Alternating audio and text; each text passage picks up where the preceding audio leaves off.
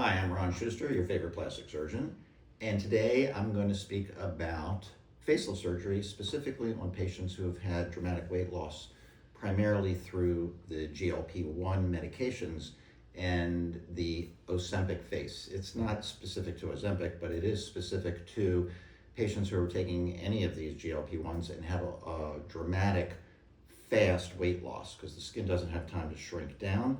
And even in spite of that, even if you have great skin, the amount of weight loss is producing the desired result of loss of volume, loss of weight throughout your body, but it also creates a lot of volume loss in the face.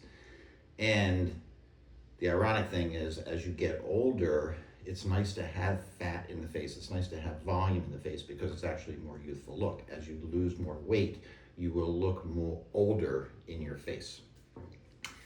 There's not one operation that's the magic bullet for this type of situation. So every patient has to be evaluated individually for how they're aging and how they've lost the weight.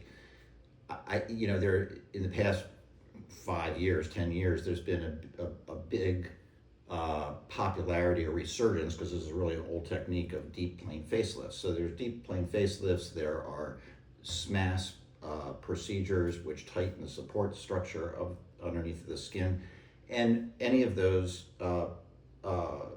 techniques could work on the Ozempic face. I love doing both of those.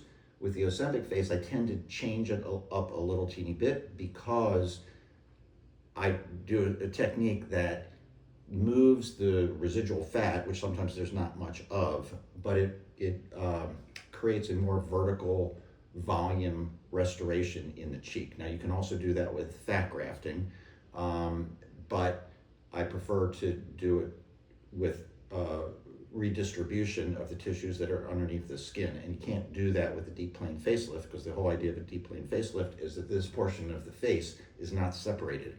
And in order to build the cheek back up, you have to separate that, because that's just what you have to do.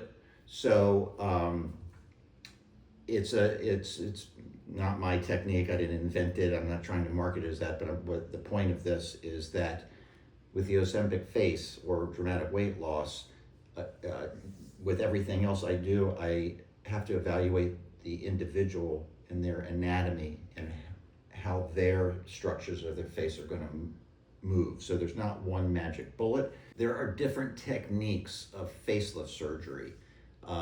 The popular methods today are a deep plane facelift, some type of separation between the skin and the SMAS, and adjustment of the SMAS. For weight loss patients, specifically the Ozempic type of patients, I like a technique that was actually popularized and developed, I think, mostly by a surgeon, Bill Little. And he did something different that restored the volume of the cheek by imbricating or moving the fat, the residual fat that's underneath of the skin, upward, and sewing it to the area of the cheek to give you more volume in the cheek without having to resort to fat grafting there. So that is a technique that I do like to use.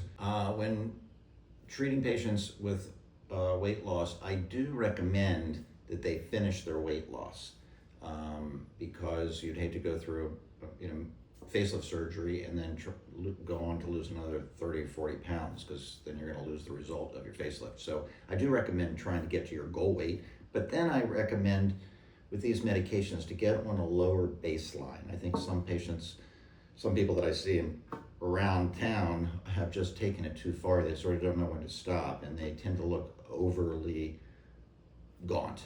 So, but I do recommend trying to achieve your ideal weight before you have your facelift.